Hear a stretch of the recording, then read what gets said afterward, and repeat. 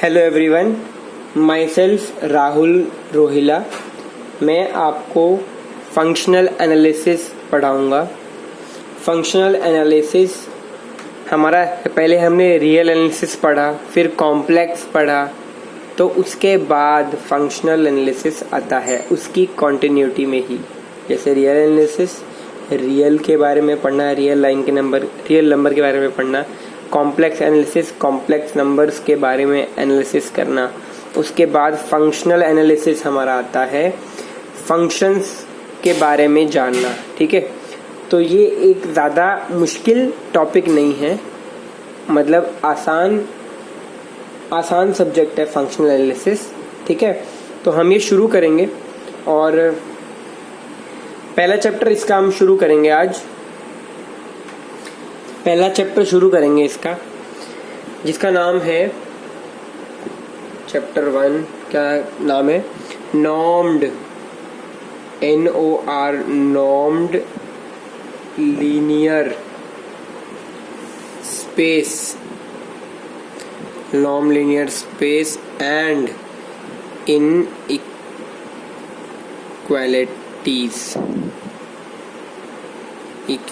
ये ए आएगा ना, इनइक्वालिटीज। ये हमारा फर्स्ट चैप्टर हम शुरू करेंगे फंक्शनल एनालिसिस का। नॉर्म्ड लीनियर स्पेस क्या होता है ये देखेंगे, और कुछ इनइक्वालिटीज। अब ये नॉर्म्ड लीनियर स्पेस, ये 3 अलग अलग टर्म्स हैं। पहला तो है स्पेस। स्पेस यानी कि जैसे हमने वेक्टर स्पेस पढ़ा होगा, स्पेस मतलब एक सेट, बहुत बड़ा set. Linear space, linear algebra में लीनियर वर्ड पढ़ा है ना, तो लीनियर स्पेस। नॉर्म्ड, ये नॉर्म्ड वर्ड इंपॉर्टेंट है यहाँ पे सबसे ज़्यादा, जो कि डिराइव होता है।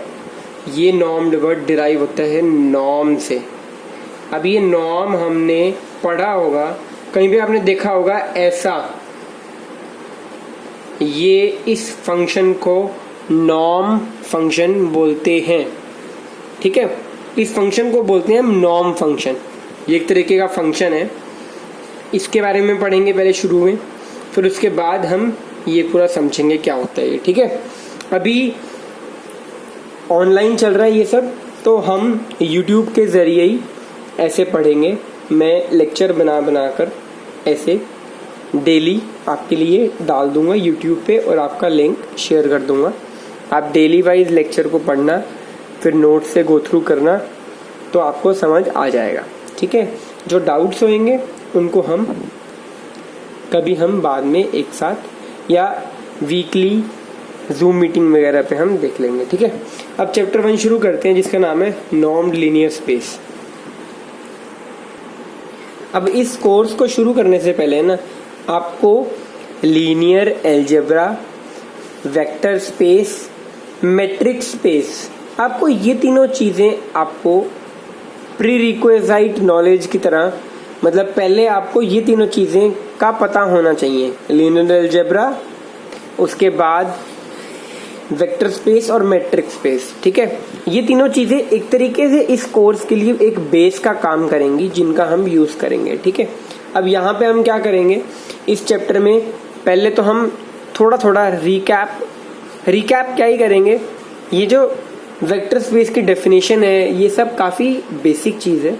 ठीक है, उसके बाद हम नॉर्म्ड स्पेस, लीनियर स्पेस, इसको देखेंगे कि ये क्या होते हैं, और उसके बाद कुछ इंपॉर्टेंट इनइक्वालिटीज़, 2-3 इनइक्वालिटी, उनको हम समझेंगे। ठीक है, इस चैप्टर में तो आपको लीनियर अलजेब्रा, लीनियर ट्रांसफॉर्मेशन क्या होता है, क्योंकि ध्यान दो, ये जो 3 वर्ड हैं, स्पेस, एक सेट, लीनियर, ये यहाँ पे लीनियर अलजेब्रा से आ रहा है। यहाँ पे लीनियर आपको ट्रांसफॉर्मेशन, लीनियर ट्रांसफॉर्मेशन क्या होती है आपको वो याद आना चाहिए। लीनियर वर्ड का मतलब वहाँ क्या था, लीनियर ट्रांसफॉर्मेशन का मतलब वहाँ का क्या था, आपको ये याद आना चाहिए, है ना। अगर मैं एक एग्जांपल की तरह याद कराऊँ, तो लीनियर ट्रांसफॉर्मेशन क्या थी, एक तरीके की transformation, linear transformation AX + BY, वो किसके बराबर थी? देखो लीनियर है, x की पावर 1, y की पावर 1, हर टर्म की पावर 1। तो ये ट्रांसफॉर्मेशन देखो, T(x), ये a यू का यू बाहर आ जाता है, प्लस b T(y), इसको लीनियर ट्रांसफॉर्मेशन बोलते थे। कुछ याद आया, है ना। तो यहाँ से ये चीज़ लीनियर वाली चीज़ यहाँ पे ये यूज़ होगी, लीनियर ट्रांसफॉर्मेशन वाली चीज़, ठीक है। और नॉर्म्ड वाली चीज़ ये हम आगे पढ़ेंगे अभी। तो शुरुआत में हम जैसे आपको क्या आना चाहिए, हाँ भाई एक वेक्टर स्पेस क्या होता है, उसकी डेफिनेशन वेक्टर स्पेस की, वेक्टर स्पेस के कुछ प्रॉपर्टीज होती हैं वो सब फॉलो करेगा तो हाँ उसको वेक्टर स्पेस बोलेंगे, है ना। अब ये आपको आता है ये सब मतलब बेसिकली। उसके बाद वेक्टर स्पेस के कुछ एग्जांपल, जैसे हाँ भी ये वेक्टर स्पेस है, ये वेक्टर स्पेस है, वेक्टर स्पेस ओवर फील्ड हम चेक करते हैं हमेशा, ठीक है, ध्यान रखना। उसके बाद लीनियर ट्रांसफॉर्मेशन क्या होती है, लीनियर ट्रांसफॉर्मेशन हम कैसे कैसे यूज करते हैं, है ना, ये आपको आना चाहिए। उसके बाद अब देखो वेक्टर स्पेस की डेफिनेशन तो मुझे लगता है आपको आती है ना। अभी ये जो लीनियर ट्रांसफॉर्मेशन है इसको रिवाइज करते हैं थोड़ा सा। अब ये लीनियर ट्रांसफॉर्मेशन क्या थी, देखो ध्यान दो, आपको एक ट्रांसफॉर्मेशन दी हुई है u से v, ये u v अलग अलग वेक्टर स्पेस हैं, तो एक ऐसी मैपिंग दी हुई है आपको t सच दैट दो प्रॉपर्टी सेटिस्फाई होनी चाहिए। पहली t of x plus y t of x plus t of y के बराबर आ रही है, ठीक है। और दूसरी property t of ax a times t of x के बराबर आ रही है, जहां पे जो a है ये हमारा फील्ड से आ रहा है, ठीक है। तो ये एक ऐसी मैपिंग जो इन दोनों प्रॉपर्टीज को सेटिस्फाई करेगी वो हमारी लीनियर ट्रांसफॉर्मेशन बन जाती है, ठीक है। ये लीनियर मैपिंग बोलते हैं उसको, मतलब लीनियर वाला वर्ड जो है ना वो तब बोलेंगे इस मैपिंग के ऊपर जब ये दोनों प्रॉपर्टीज सेटिस्फाई हो रही हैं, ठीक है। u से v एक मैप था सिंपल, u और v दोनों वेक्टर स्पेस हैं, एक मैप था, वो लीनियर मैप कब बोला जाएगा जब ये सब होगा, ठीक है।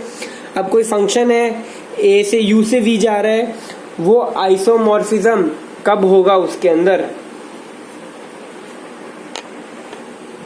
अब u और v अलग अलग वेक्टर स्पेस है, इनके बीच में f एक आइसोमॉर्फिज्म है, ये कब होगा जब f एक लीनियर ट्रांसफॉर्मेशन तो है ही, ये सेटिस्फाई तो हो ही रहा है, साथ साथ u और v जो f मेरा मैप है वो आइसोमॉर्फिज्म वाला, वो बाइजेक्टिव होना चाहिए, 1 और ऑन टू दोनों होने चाहिए, तो मैं मेरे f को बोलूंगा कि हाँ भाई वो मेरा आइसोमॉर्फिज्म होगा, ठीक है। अब जो ये नॉर्म वाली बात है ये कहाँ से आई, ठीक है, आपको ये सब आना चाहिए, है ना, मतलब जैसे वेक्टर स्पेस, लीनियर ट्रांसफॉर्मेशन, अब आपको ये रिवाइज हो गया मुझे लगता है। मैट्रिक्स स्पेस भी पता होना चाहिए, मैट्रिक्स स्पेस क्या था, मैट्रिक्स स्पेस क्या था आपको याद है, कुछ प्रॉपर्टीज होती हैं, वो प्रॉपर्टीज फॉलो करते हैं तब मैं एक मैपिंग को मैट्रिक बोलता हूँ, है ना। फिर वो प्रॉपर्टीज फॉलो हो जाएंगी उस स्पेस में, तो हाँ वो मेरा स्पेस मैट्रिक स्पेस बन जाएगा। कुछ 3 या 4 प्रॉपर्टीज होती थी, है ना, रिवाइज करना इसको। अब ये जो फंक्शन है ना हमारा नॉर्म फंक्शन, ये आया कहाँ से था, ये बना क्यों था, इसका काम क्या है। हमारे जो यूक्लिडियन स्पेस है Rn, इनके अंदर जो वेक्टर्स हैं हमारे, जैसे अगर मैं R1 की बात करूं, R1 में जो सिंपल हमारा जो वेक्टर है, मतलब हमारे A B C जो रियल नंबर्स हैं। R2 की बात करूं, इसमें जो हमारे वेक्टर हैं A, B, है ना, ये जो वेक्टर हैं। ऐसी R3 में A, B, C। इन यूक्लिडियन स्पेसिस में जो ये वेक्टर हैं, इन वेक्टर की लेंथ को बताने के लिए ये नॉर्म फंक्शन बनाया गया था कि हाँ ये जो वेक्टर है कोई भी एक वेक्टर, उसकी लेंथ कितनी है वो नॉर्म फंक्शन बताता था। हमारे नॉर्मल रियल लाइन की बात करें, रियल लाइन के अंदर मतलब R1 में हमारा जो ये नॉर्म फंक्शन था वो एक तरीके से हमारे मॉड फंक्शन की तरह काम करता था। अब जैसे हमारा जो वेक्टर है नॉर्मल R1 में, अगर मैं रियल लाइन बनाऊं तो हाँ भी 0 वेक्टर है, तो उसकी लेंथ कितनी है 0 मॉड ऑफ 0 0, है ना। अब मेरा ये वेक्टर है मान लो +5, तो उसकी लेंथ कितनी है भैया मॉड ऑफ 5, नॉर्म ऑफ 5 या मॉड 5। सिमिलरली अगर मैं यहाँ पे -5 की बात करूं तो इस वेक्टर की लेंथ कितनी है R1 में लेंथ का निकालने का तरीका नॉर्म का सेम टू सेम क्या हो गया हमारा मॉड ऑफ x 5 फिर से आ गया ना, -5 का भी देखो लेंथ 5 आ गया। कहने का मतलब जो नॉर्म है वो हमारे वेक्टर की लेंथ को निकालने के लिए हमने इस बनाया था। अभी जैसे R2 में बात करें, अगर देखो यहाँ कर रहा हूं मैं, R2 में 2,3 वेक्टर है, जो 2,3 वेक्टर है, इसकी लेंथ कितनी है? अब ये आप गेस कर सकते हो कि इसका मॉड यहाँ पे यूज नहीं होगा, यहाँ पे जो नॉर्म है वो क्या होगा, नॉर्म फंक्शन। आप सही गेस कर रहे हो, क्या होना चाहिए, नॉर्म ऑफ x यहाँ पे मैं निकाल लूंगा। तो अगर मैं इस x की, ये x क्या है, एलिमेंट आपके वेक्टर स्पेस से, यहाँ पे एलिमेंट क्या है 2,3, तो नॉर्म ऑफ 2,3 यहाँ पे क्या आएगा, देखो अगर मैं ऊपर लिखता हूँ इसको, नॉर्म ऑफ 2,3 वेक्टर का यहाँ पे क्या आएगा, लेंथ इसकी। तो यहाँ पे ये निकालने का तरीका क्या है, अंडर रूट ऑफ 2 का स्क्वायर प्लस 3 का स्क्वायर, ठीक है, एक तरीके से, ठीक है। यहाँ पे मैंने जो 2,3 वेक्टर है उसका नॉर्म निकाला है, ऊपर अंडर रूट ऑफ 2 का स्क्वायर और 3 का स्क्वायर, क्या आएगा आंसर, मतलब कि इसकी मेरे वेक्टर की ये लेंथ आ गई 4 + 9 13, ठीक है। ये नॉर्म फंक्शन ने इसकी वैल्यू बता दी है। लेंथ निकालने का तरीका है नॉर्म, ये नॉर्म, ठीक है। ये हमारा बेसिक इंट्रोडक्शन था हमारा आज एक, ठीक है। इसके आगे हम अगली क्लास में पढ़ेंगे अच्छे से कि ये नॉर्म लीनियर स्पेस क्या चीज़ है, नॉर्म क्या चीज़ है, ठीक है। इतना आपको लगभग मुझे लगता है समझ आया होगा, ठीक है। अगली क्लास में मिलते हैं, बाय।